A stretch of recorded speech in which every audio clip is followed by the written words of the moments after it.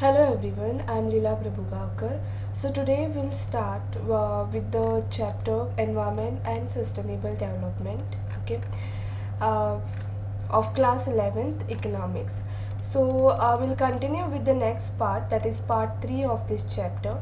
Earlier in part 1 we have learned about the introduction and the definition and functions of environment.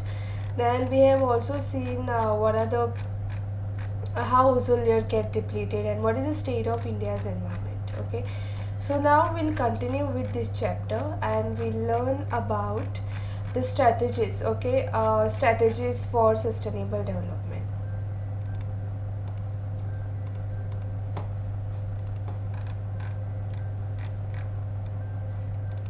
Okay, so strategies for sustainable development, we have learned that in sustainable development it is nothing but we conserve for the future needs. Okay, so use of non-conventional sources of energy. So in India, as you know, is usually it is dependent on thermal and hydropower plants to meet its power needs. So use of non-conventional sources of energy, we are dependent on thermal and hydropower plants, okay, to meet our needs. So both of these have adverse environmental effects. So both of these has got environmental effects. Thermal power plants, this emits a large quantities of carbon dioxide, like the greenhouse gases. Also it produces the ash. Okay, if it is not used properly, then it can pollute the water resources, okay, and various land and other components of the environment. Then hydroelectric projects inundate forest and interfere with the natural flow of water in catchment areas and the river basins. Wind power and solar rays are very good example of conventional source of energy. So in recent years, some efforts are being taken to tap this energy resource. Okay, so in these non-conventional sources, we learn thermal and hydropower plants. Then so LPG, gobar gas in rural areas. We'll discuss this. Households in rural areas, we basically use in village areas they use wood, dung, cake, or other biomass as a fuel, and but still this practice has got adverse implications like deforestation, which reduces in green cover, then wastage of cattle dung and air pollution.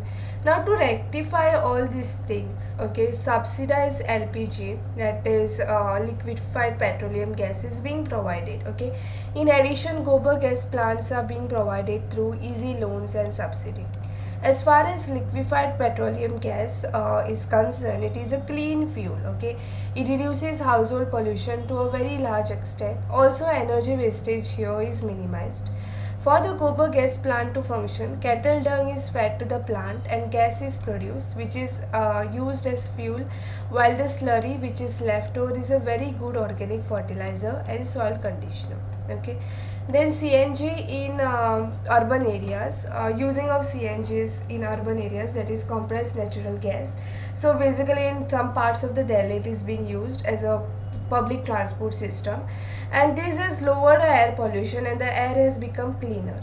So in the last few years, many other Indian cities, they are also used to begin this CNG. Then wind power, in areas where speed of wind is usually high, windmills can provide electricity without any adverse impact on the environment. Wind turbines, they move with the wind and electricity is generated. No doubt the initial cost is high, but the benefits are such that high cost gets easily absorbed over here. Okay, so if we can see, this is the gobar gas plant which uses a cattle dung to produce energy. Okay, now next is solar power through photovoltaic cells. India is naturally endowed with a large quantity of solar energy, okay, and we can use it in a very different ways. Okay, we can use solar panels to dry our clothes, grains, other agriculture products, as well as various items made for daily use. We also use sunlight to warm ourselves in winter.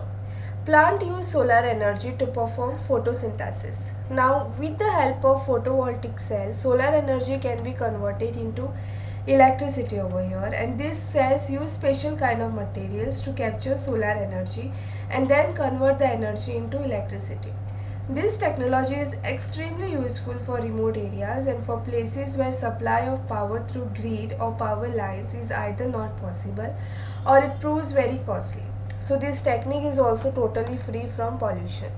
In recent years, India is taking efforts to increase the power generation through solar energy, and India is also leading an international body called International Solar Alliance (ISA). Okay, then next is mini hydel plants. In mountainous regions, streams can be found almost everywhere. Okay, a large percentage of such streams are perennial. Mini hydel plants use the energy of such streams to move small turbines. The turbines generate electricity, now which can be used locally. Such power plants are more or less environment friendly as they do not change the land use pattern in areas where they are located. They generate enough power to meet the local demands. So this means that they can also do away with the need for a large scale transmission towers and cables, and to avoid the transmission loss. Then traditional knowledge and practice. Traditionally, Indian people, they have been close to their environment. They have been more a component of the environment. It's not its controller. So if we look at the our agriculture system, healthcare system, or the housing, transport, we find that all practices have been environment friendly.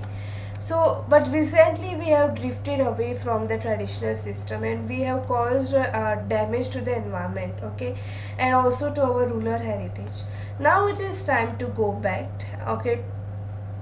India is very much privileged to have about 15,000 species of plants which have medicinal properties, and about 8,000 of these are in use in various systems of treatment, including the folk tradition.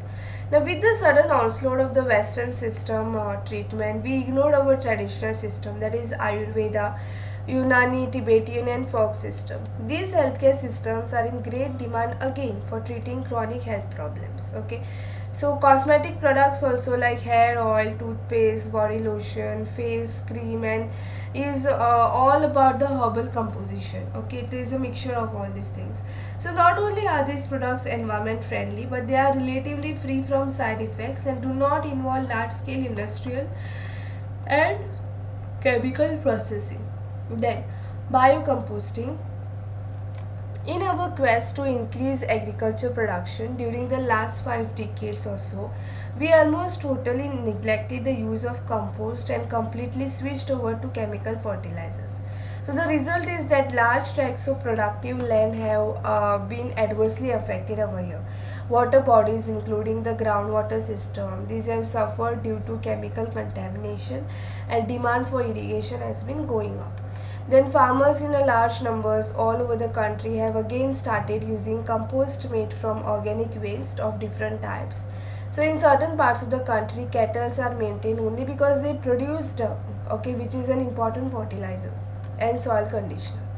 Earthworms can convert organic matter into compost faster than the normal composting process, and this process is now being widely used. Indirectly, the civic authorities are benefited too as they have to dispose reduced quantity of waste.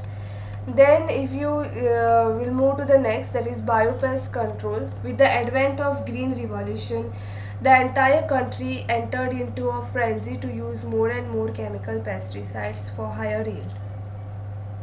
So the adverse impact began to show. Food products were contaminated, soil, water bodies, and even groundwater were polluted with the pesticides. Even milk, meat, fishes were found to be contaminated. Okay, so to meet all these challenges, efforts are on to bring in better methods of pest control. One such step is the use of pesticides based on plant products. Neem trees are is the most effective way.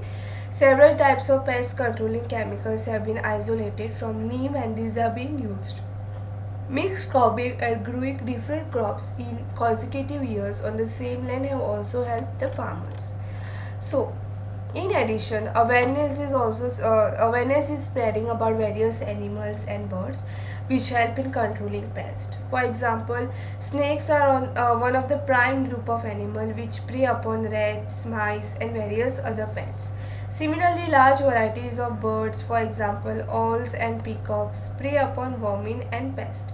So, if these are allowed to dwell around the agriculture areas, they can clear large variety of pests, including insects. Lizards are also important in this regard, and we need to know their value and save them. So, sustainable development has become a catchphrase today. It is indeed a paradigm shift to development in development thinking.